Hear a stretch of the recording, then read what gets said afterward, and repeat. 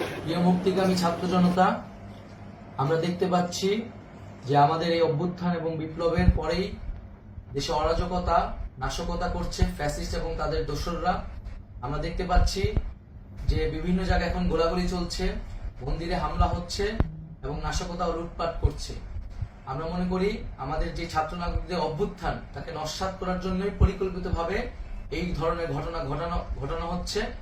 আমরা মুক্তিকামী ছাত্র জনতাকে সজাগ এবং সতর্ক থাকতে আহ্বান জানাচ্ছি এবং আমাদের যে অন্তর্বর্তীকালীন সরকার, আমরা সেই সরকারের যে প্রস্তাবনা 24 ঘন্টার সময় নিয়েছিলাম, জরুরি পরিস্থিতি মোতাবেক আমরা এখনই তার একটি রূপরেখা ঘোষণা করছি।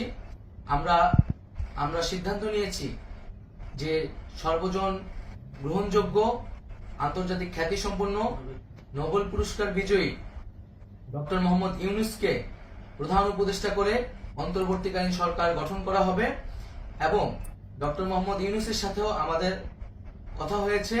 তিনি ছাত্র জনতার আহ্বানে বাংলাদেশকে রক্ষা করতে এই গুরু দায়িত্ব নিতে সম্মত হয়েছে। আমরা সকালের মধ্যেই আমরা এই সরকার গঠনের প্রক্রিয়া দেখতে চাই। রাষ্ট্রপতির কাছে আহ্বান থাকবে যে দ্রুত সময়ের মধ্যে ডক্টর মোহাম্মদ ইউনূসকে প্রধান উপদেষ্টা করে অন্তর্বর্তীকালীন সরকার গঠন করা হোক এবং এই অন্তর্বর্তীকালীন সরকারের বাকি সদস্যদের নামও আমরা সকালের মধ্যে ঘোষণা করব। প্রিয় বন্ধুগণ, দেশে যে অরাজকতা চলছে, মানুষের জীবনে নিরাপত্তাহীনতা চলছে, সেজন্য আমরা রাষ্ট্রপতির কাছে আহ্বান জানাচ্ছি দেশে আইন শৃঙ্খলা পরিবেশ ফিরিয়ে আনার জন্য দ্রুত সময়ের মধ্যে কার্যকর ব্যবস্থা নিতে হবে এবং আইন শৃঙ্খলা বাহিনীকে সহযোগিতা করার জন্য মুক্তিকামী ছাত্র জনতাও রাজপথে থাকবে এবং অন্তর্বর্তীকালীন সরকার গঠন না হওয়া পর্যন্ত মুক্তিকামী ছাত্র জনতাকে রাজপথে থেকে তাদের যে অভ্যুত্থান, সেই অভ্যুত্থানকে রক্ষা করতে হবে। প্রিয় বন্ধুগণ, আমরা রক্ত দিয়েছি, শহীদ হয়েছি। আমাদের যে প্রতিশ্রুতি একটি নতুন বাংলাদেশ গঠন করার জন্য, সেটিকে আমাদের অবশ্যই বাস্তবায়ন করতে হবে এবং অবশ্যই ছাত্র জনতার প্রস্তাবিত সরকার বাদে কোনো ধরনের সরকার কিন্তু মেনে নেওয়া হবে না।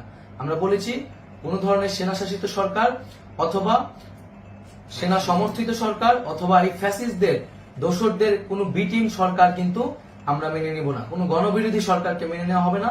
ছাত্র জনতার অভ্যুত্থানকারী যে প্রস্তাবিত সরকার, অন্তর্বর্তীকালীন সরকার, যেটা আমরা সিদ্ধান্ত উপনীত হয়েছি ডক্টর মোহাম্মদ ইউনূসকে প্রধান উপদেষ্টা করে এই সরকার গঠন করা হবে, সেই সরকারকেই বাস্তবায়ন করতে হবে অবিলম্বে।